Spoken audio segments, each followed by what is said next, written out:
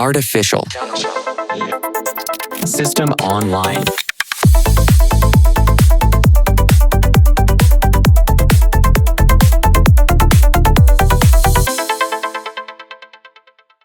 Welcome back to the Deep Dive. Now, if you're just tuning in, you haven't just stumbled onto a random tech chat. We are deep in the trenches of the Surviving AI curriculum with Carlo Thompson. And this isn't just a podcast. It's a breakdown of a 24-part lecture series designed to stop you from becoming obsolete. And I want to be really clear about the ground rules we've set over the last few sessions. We aren't doing sci-fi here. We are not doing the whole Terminator doom scrolling thing. Not at all. And we're also not doing the AI will solve world hunger by Tuesday hype train either. Thompson's entire philosophy, and it's really the core of this whole series, is grounded in cold, hard data. We're talking academic studies, industry reports, labor statistics. The core premise is, well, it's simple, but it's also pretty terrifying. The revolution isn't coming. It is here. It is here. Right now. And the timeline he gives isn't some vague someday in the future. We're talking specifically about the window between 2027 and 2030. That's it. That is the adaptation window. And if you aren't set up by then, the curriculum argues you're in real trouble. It's what he calls binary thinking. And I think that's what makes Thompson's work so polarizing, but also so incredibly useful. He argues there's just no middle ground. You are either adapting actively, or you are becoming obsolete. You're either the windshield or you're the bug. It's that simple. So keeping that cheery thought in mind, today we are unpacking episode 10 of the series, and the title is, well, it's bold. Business ownership, the only job AI can't take. Now, we've spent the last few deep dives looking at how to protect your job, how to sort of hide inside a corporation. But this is the pivot. This is where we go on the offensive. It absolutely is. This is the moment in the curriculum where we stop asking, how do I not get fired? And start asking, how do I take control? The learning outcomes for this whole module are about accurately assessing the risk of employment versus, well, the risk of ownership. And I think for a lot of people, that entire risk calculation is completely backward in their heads. Let's get right into the hook then, because when I read the stat in the source material, I had to double check it. I honestly thought it was a typo. Thompson cites Census Bureau data showing that in 2023 alone, there were 5.5 million new business applications filed. And just looking at last month, December 2025, we saw nearly 500,000 applications in a single month. 5.5 million is a historic number. Pause and really think about the scale of that for a second. That is 5.5 million people looking at the economy, looking at their bosses, looking at the future and saying, you know what, I'll take my chances on my own. But why now? What's the driver? Is it just that AI is making it easier, or is there something bigger, something more fundamental happening? It's what economists are starting to call the resilience economy. Yeah. When you dig into the guidance financial reports that are included in the reading, the motivations are just fascinating. You'd think the number one reason would be to get rich. It's not even close. 28% of new owners cited freedom first. They just want autonomy. But the second reason, at 22%, is just pure dissatisfaction with corporate America. People are fed up. They're sick of the office politics. They're sick of the glass ceilings. And honestly, they're scared. They were scared of the instability of traditional employment. And that's the real irony, isn't it? I mean, we all grow up being told that a corporate job is the safe path and starting a business is risky. Yeah. But Thompson's argument is that in 2026, that logic is completely inverted. Completely. 100% inverted. Think about it this way. If you have a job, you have a single point of failure. One boss, one merger, one new AI implementation that does your work better, and your income goes straight to zero overnight. Now that is high risk. Right. Whereas if you own a business, say you have 20 clients and you lose one. You lose 5% of your revenue, you have a bad month, you're fine. The resilience economy is about people finally realizing that diversifying their income stream through ownership is actually the safer bet. It's a huge strategic reset in how we think about careers. And there's also a demographic shift happening underneath all of this that we really need to highlight. Oh, it's a huge shift, a changing of the guard. The baby boomers are stepping down from ownership. That demographic is down 18%. So who's filling that gap? Millennials are up 25%, and Gen X is holding the majority. And this matters because these aren't people who need to be taught how to use a PDF. These are digital natives. They're not afraid of technology. They're actively leveraging it from day one. Which brings us to the core conflict of this episode. Thompson calls it the binary outcome. And I have to play devil's advocate here for a second. Is it really that black and white? Surely there are businesses that can just kind of cruise along doing what they've always done? Not for long. Not according to the data we have here. The curriculum introduces this concept of the SMB AI gap. SMB for small and medium-sized businesses. So right now, about 55% of them say they use AI in some capacity. But, and this is the big but, 77% of them admit they are struggling to actually integrate it. They're just, playing with ChatGPT. They aren't building systems. So it's a toy, not a tool, for most of them. What happens to the ones who don't figure it out? They die. I know it sounds harsh, but let's look at the firm A versus firm B scenario Thompson lays out. This really paints the picture. Imagine two accounting firms, okay, right across the street from each other. Both have 5 employees. Firm A is the adopter. Firm B is the traditionalist. Okay. Firm A decides to really integrate AI into their workflow, automating data entry, client communication, you name it. 18 months later, they are handling 350 clients. With that same staff of 5 people, their response times are measured in hours, not days. And what about Firm B, the traditionalist? Well, they're good accountants. They work hard, but they hit a hard ceiling at 200 clients because there are only so many hours in a day. They physically can't do more work. And Firm B is probably drowning in paperwork, I'd imagine. Exactly. They are drowning. Firm B finds itself competing on price because they can't possibly compete on speed or volume. Their staff is burning out. They're missing their kids' soccer games. They're doing data entry at midnight. Meanwhile, Firm A is using AI to automate all that grunt work. So they aren't just faster, they're happier. They have higher margins. Yeah. Which means they can pay their staff more, which means they start stealing the best talent from Firm B.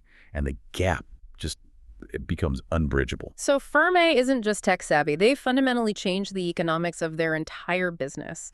They're operating with the efficiency of a 50-person firm, but they have the overhead of a 5-person firm. Precisely.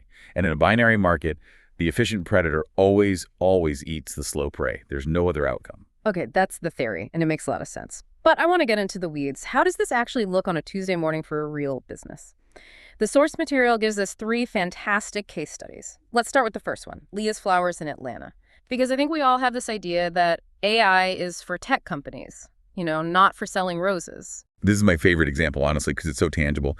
Leah had a classic perishable goods problem.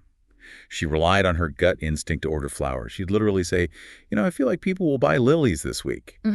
And the result, she was throwing away 3 to 4 buckets of expensive stems every single week. That's literally throwing money directly into the trash can. Okay, so inventory was a mess, and she had a customer service problem too. A major one. She was a small shop.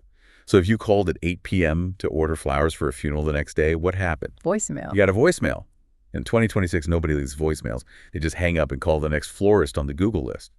She was bleeding revenue and didn't even know it. So what was the AI fix? And be specific here. Did she build some complex robot? No, not a robot. Nothing that complicated. She just moved her operations from, as the curriculum says, intuition to precision.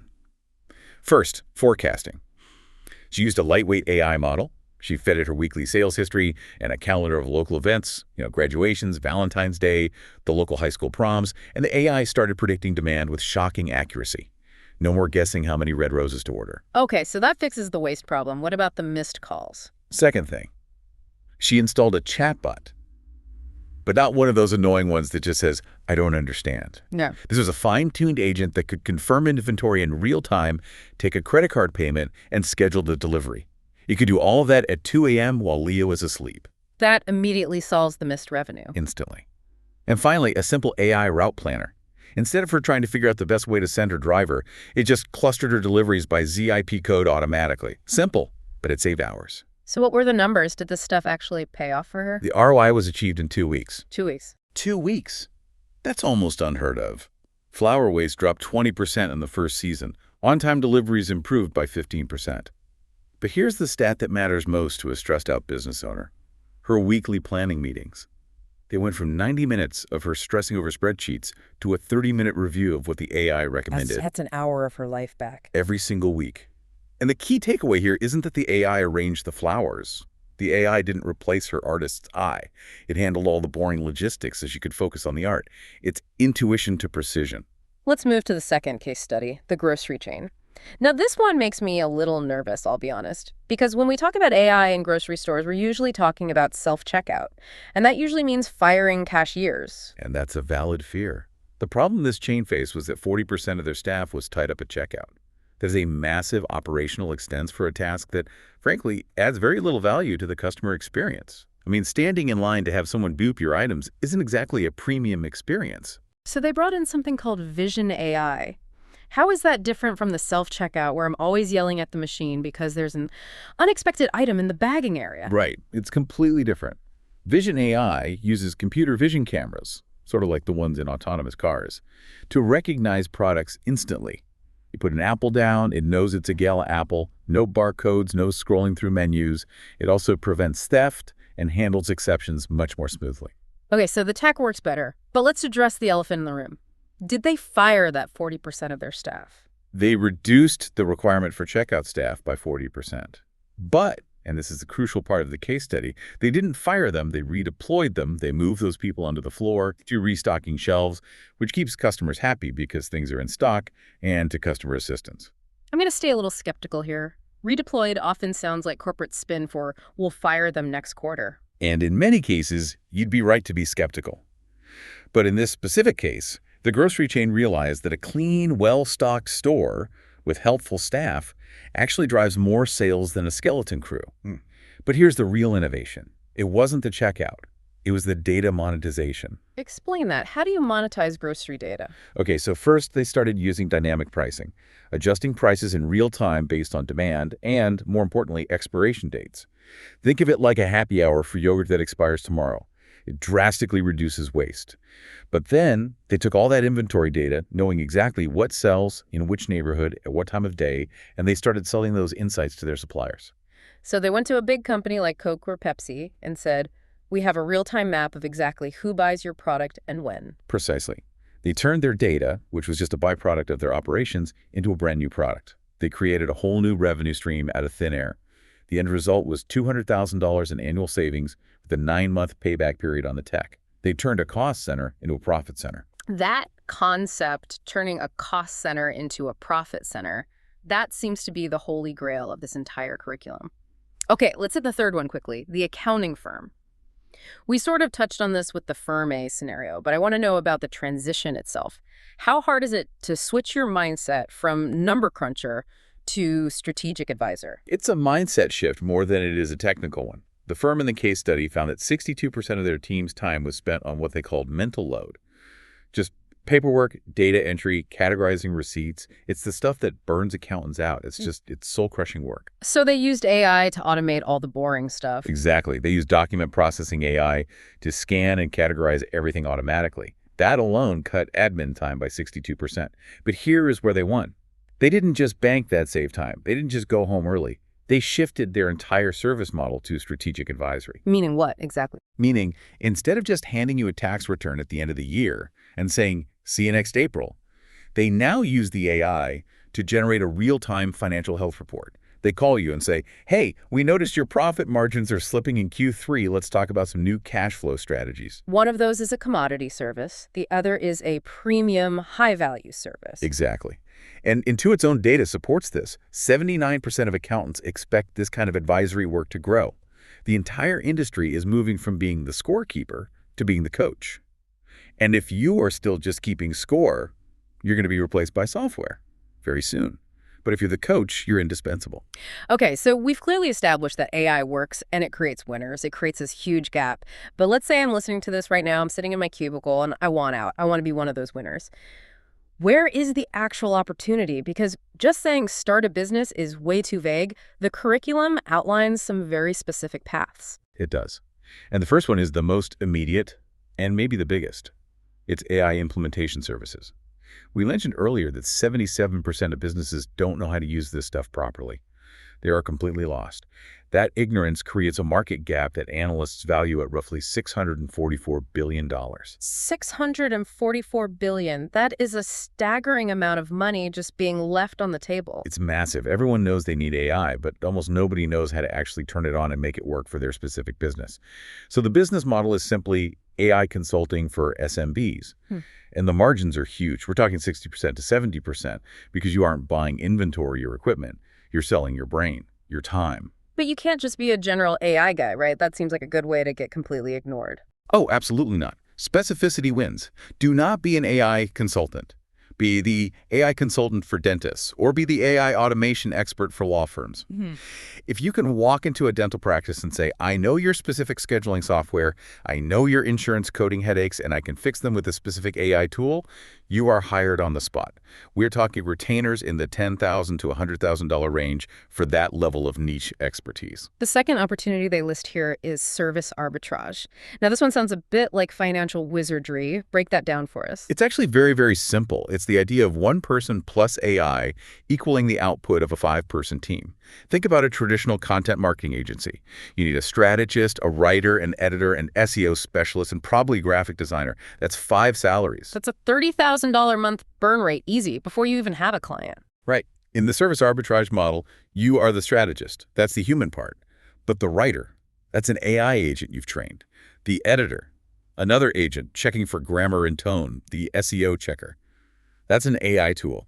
You can deliver the exact same output as that 5-person team, but your cost basis is just you and a stack of monthly software subscriptions. So you can either undercut the big agencies on price and win all the business, or you can match their price and keep basically all of the profit. That's it. You are selling champagne on a beer budget. Now, I know we have listeners who are thinking, I don't want to stare at a screen all day. I like working with my hands. Is there anything for them, or is the physical world just dead? Far from it. This is where the curriculum talks about the fortress sectors.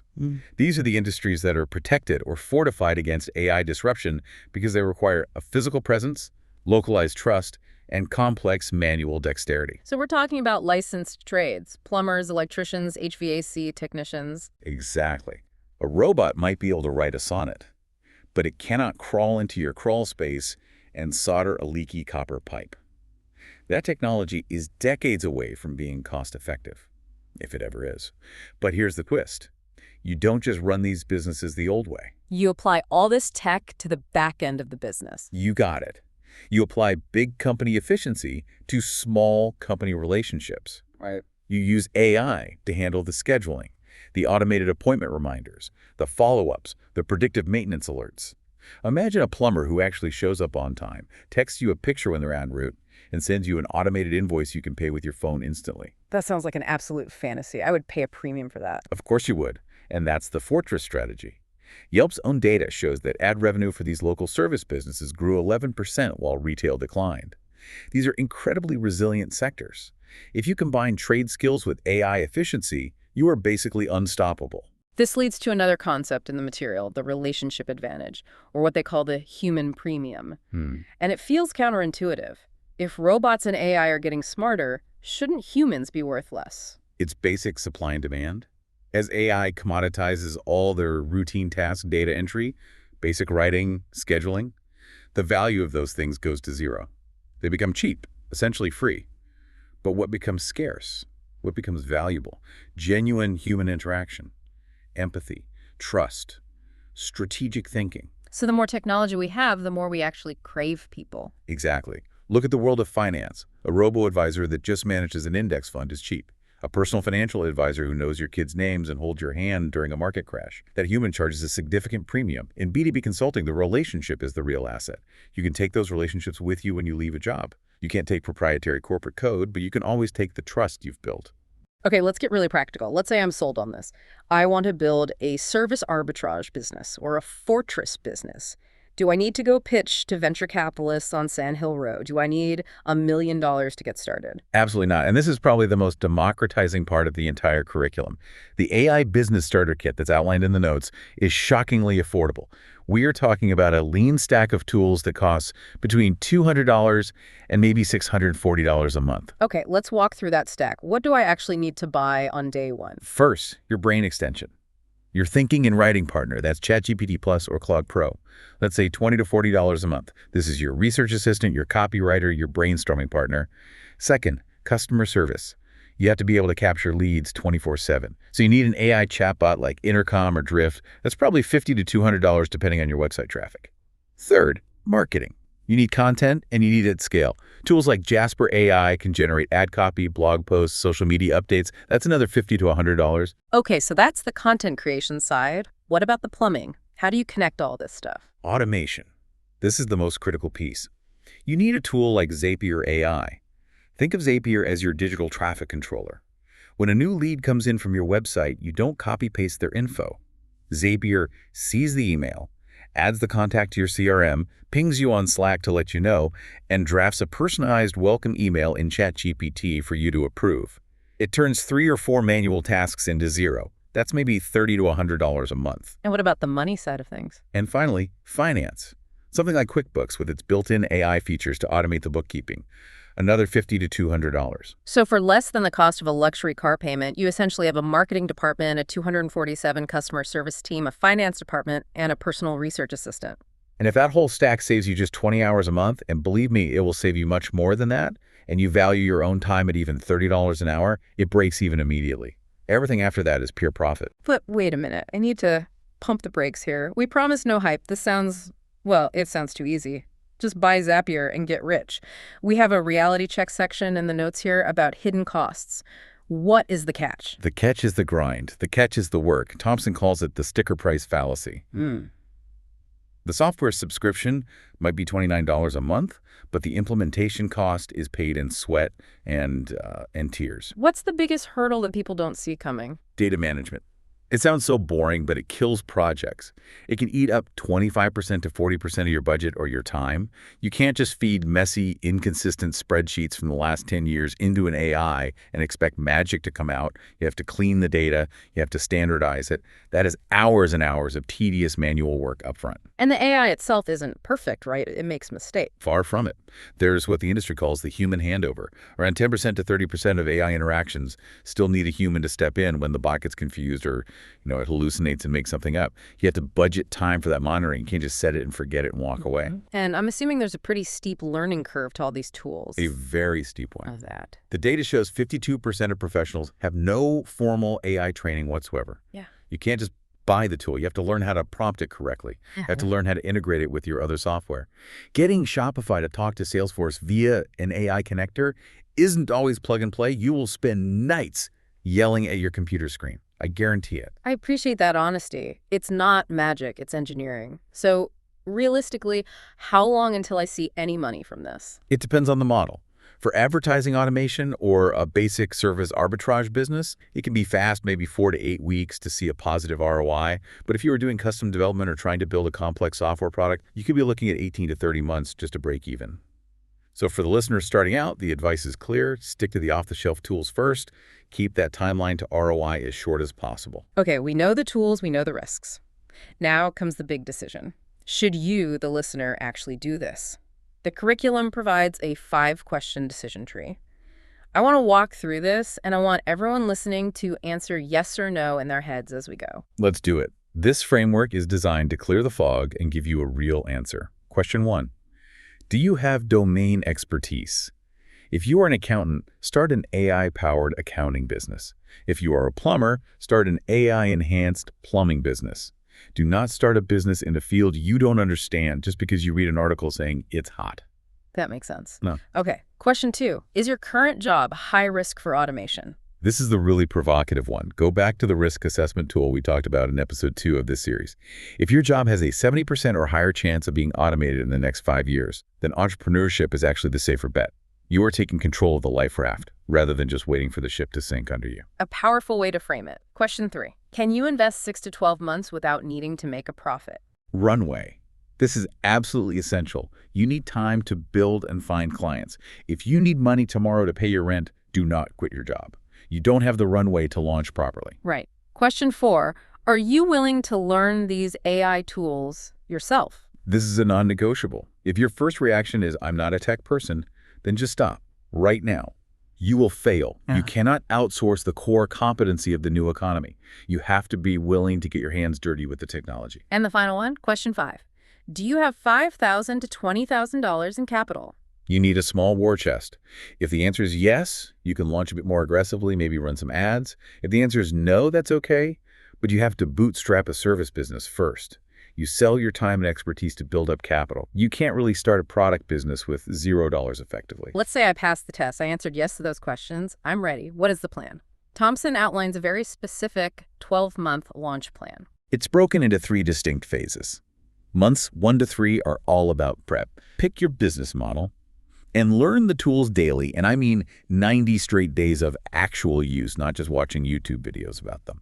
During this time, you also identify your first 20 ideal prospects and build your simple infrastructure. Okay, then months 4 to 6 are the launch phase. This is where the rubber meets the road. You need to get your first beta clients. They can be paid or even free, it doesn't matter at first.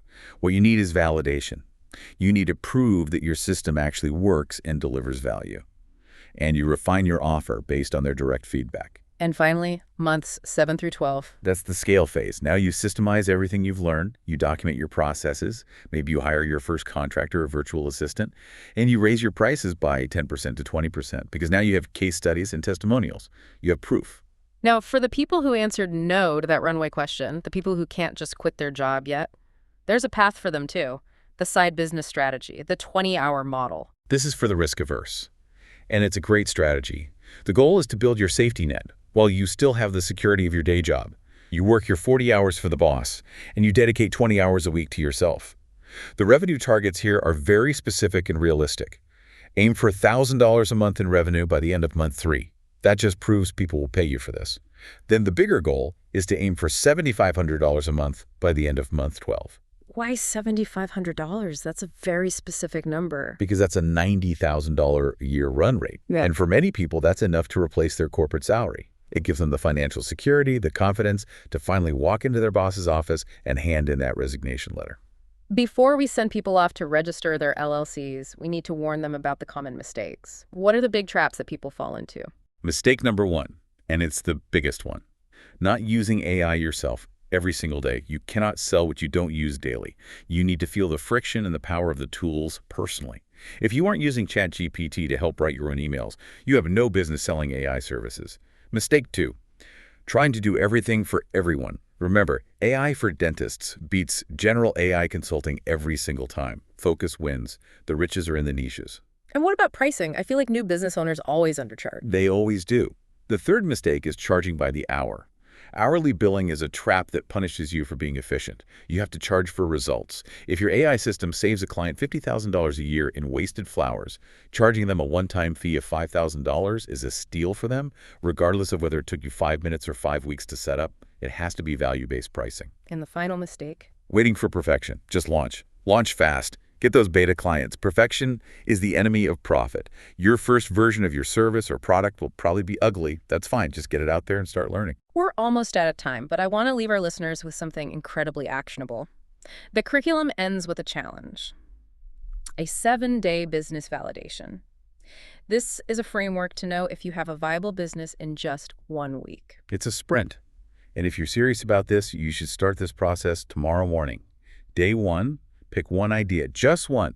Based on your domain expertise, don't overthink it. By day 5, your goal is to have 3 real conversations with actual human beings, not your mom, not your spouse, potential customers. And you listen. You don't pitch.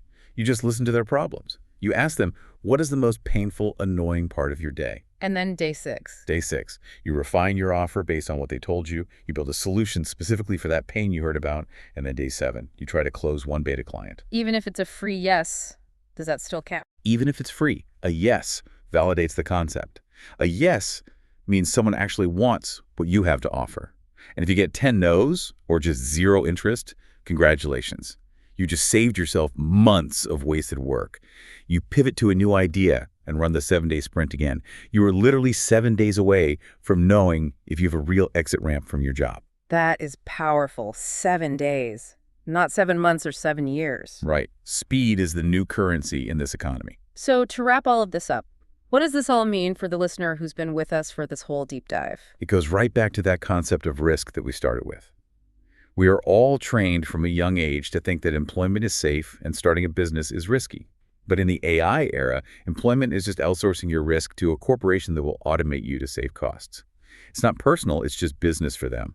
Entrepreneurship is owning your risk. And when you own the risk, you also own the reward. You're in control. 5.5 million people made that choice last year. They aren't superhuman, they just decided it was time to act. And the winners in this new economy won't be the biggest companies with the most resources. They will be the individual owners and small businesses who adopt AI first. The tools are there. The map is there. You just have to be willing to walk the path. And if you are sitting there realizing that maybe entrepreneurship isn't for you after all, that is okay too. That's a valid realization. I want you to go back and re-listen to our deep dive on episode 9, which was all about corporate survival. But if you are ready to make a move but feel like you need new skills first, stay tuned for our next deep dive. We'll be tackling episode 11, the retraining roadmap. And that one is going to be essential for anyone looking to pivot their career without necessarily starting a business from scratch. Absolutely. The landscape is changing faster than ever, Yeah. but there is a map. You just have to be willing to read it and take that first step. Start your 7-day validation sprint this week. Let us know how it goes. Thanks for listening to The Deep Dive.